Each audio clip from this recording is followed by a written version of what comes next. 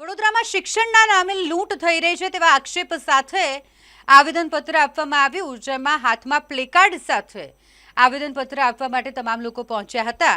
વડોદરામાં આવેલી dummy school, concept school અને ઇન્ટિગ્રેટેડ સ્કૂલ દ્વારા અહીં વાલીઓ પાસેથી પૈસાની ઉઘાડી લૂંટ ચલાવવામાં આવે છે। ફીના નામે જે ઉઘાડી લૂંટ ચાલી રહી છે તેના પર રોક લગાવવામાં આવે, જે ડમી કન્સેપ્ટ સ્કૂલ ચાલતી હોય છે તેને બંધ કરવામાં આવે તેવી માંગ સાથે આવેદનપત્ર સુપ્રત કરાયું છે। બરોડા એકેડેમિક એસોસિએશન અને વડોદરા એકેડેમિક એસોસિએશન દ્વારા આ આક્ષેપ કરવામાં આવ્યા છે। બંને સંગઠનના સંયુક્ત ઉપક્રમે કાર્યવાહીની માંગ સાથે પ્લેકાર્ડ સાથે રેલી સ્વરૂપે તેઓ જિલ્લા કલેક્ટર કચેરીએ પહોંચ્યા અને એડિશનલ જિલ્લા કલેક્ટરને આવેદનપત્ર આપી અને રજૂઆત કરવામાં। શિક્ષણ મંદિરો કમાણીના અડ્ડા બની ગયા છે તેવી ફરિયાદો લાંબા સમયથી ઉઠી રહી છે। શિક્ષણના નામે ચાલતા આવા ગોરખધંધા બંધ કરાવી વાલીઓને ન્યાય અપાવવામાં આવે તેવી માંગ કરવામાં આવી છે। આજરોજ વડોદરા શહેરમાંથી Baroda academic association, Vadodara academic association અને ગુજરાત પ્રદેશનું ફેડરેશન ઓફ એકેડેમિક એસોસિએશન તરફથી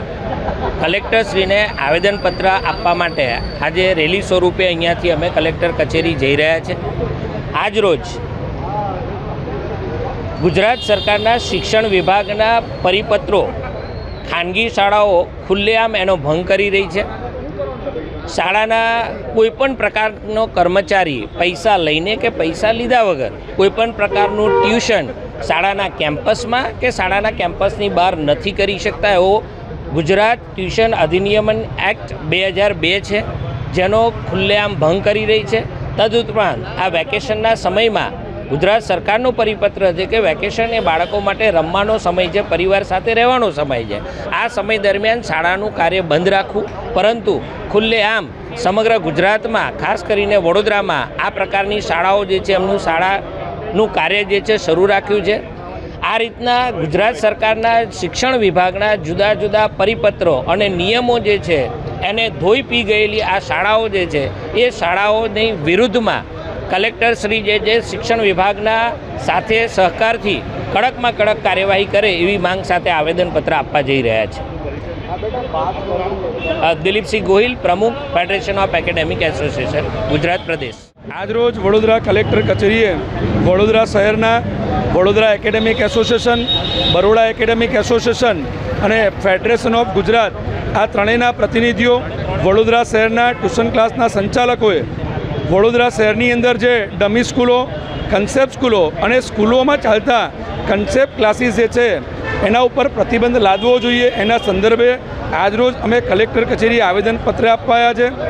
એક અઠવાડિયા પહેલાં અમે વડોદરા શહેરની જિલ્લા શિક્ષણ અધિકારીની કચેરી ખાતે અમે લોકોએ એક આવેદનપત્ર આપ્યું હતું અને આ આવેદનપત્રમાં વડોદરા શહેરની અંદર જે મોટા મોટા હોર્ડિંગ્સો લાગ્યા છે આ હોર્ડિંગ્સોના ફોટા પાડી જે કન્સેપ્ટ સ્કૂલો, ડમી સ્કૂલો અને સ્કૂલોમાં ચાલતા જે ક્લાસીસ છે એના ફોટા પાડ્યા।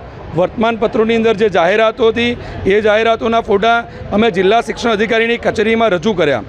જિલ્લા શિક્ષણ અધિકારીની કચેરી તરફથી માત્ર ને માત્ર તેઓને નોટિસ આપી અને એ હાલ પૂરતા એ ક્લાસ બંધ કરાવવામાં આવ્યા, પરંતુ જ્યારે પુરાવા મળી ગયા હોય ત્યારે વડોદરા શહેરના ડીઓએ આવી તમામ સ્કૂલોને બંધ કરી દેવી જોઈએ અને એમને પ્રતિબંધ મૂકી દેવો જોઈએ અને આવી સ્કૂલો ચલાવવી જ ના જોઈએ।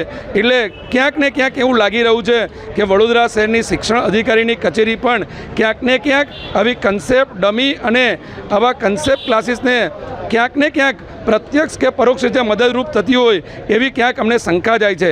એટલે આજે વડોદરાની શિક્ષણ અધિકારીની કચેરીને પણ કડકમાં કડક એ અધિકારીઓ સામે પગલાં લેવાય એવું અમે કલેક્ટરશ્રીને આવેદનપત્ર આપવા જઈ રહ્યા છીએ। અશ્વિન પરમાર, વડોદરા એકેડેમિક એસોસિએશનના પ્રમુખ। આજ રોજ કલેક્ટરશ્રીને અમે આવેદનપત્ર આપવા જઈ રહ્યા છીએ।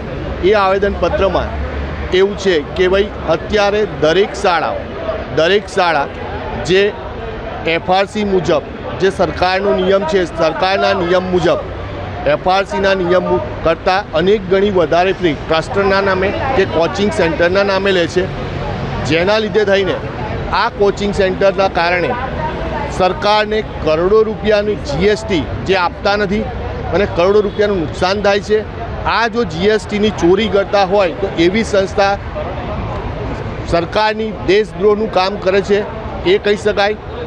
જે રીતે મધ્યમ વર્ગના વાલીને જે રીતે આ શાળાઓ દ્વારા વધારે પડતી એક્સ્ટ્રા એફઆરસી સિવાયની ફીસ ભરવા માટે મજબૂર કરે છે, અમે એના વિરુદ્ધ કલેક્ટરશ્રીને આવેદનપત્ર આપીએ છીએ. એક સર્વે મુજબ ગુજરાતમાંથી ફક્ત 80,000 વિદ્યાર્થીઓ નીટની એક્ઝામ આપે છે, નીટ JEE. એમાંથી પણ ફક્ત 300થી 400 વિદ્યાર્થી ટોટલ થઈને IIM કે IITમાં જાય છે. તો બાકીના વિદ્યાર્થીઓનું શું? આ બધા વધારે મોંઘીદાર ફી ખોટી લાલચ આપીને વાલીઓ પાસેથી પડાવે છે અને GST ભરતા નથી. તો સરકારશ્રીને કહે છે કે આ જે લોકો નુકસાન કરે છે સરકારનું, એના પાસે કડક એવી શૈક્ષણિક સંસ્થાઓ સામે કડક કાર્યવાહી કરો અને એને તદ્દન બંધ કરાવો. Vipul Joshi, president, Baroda academic association.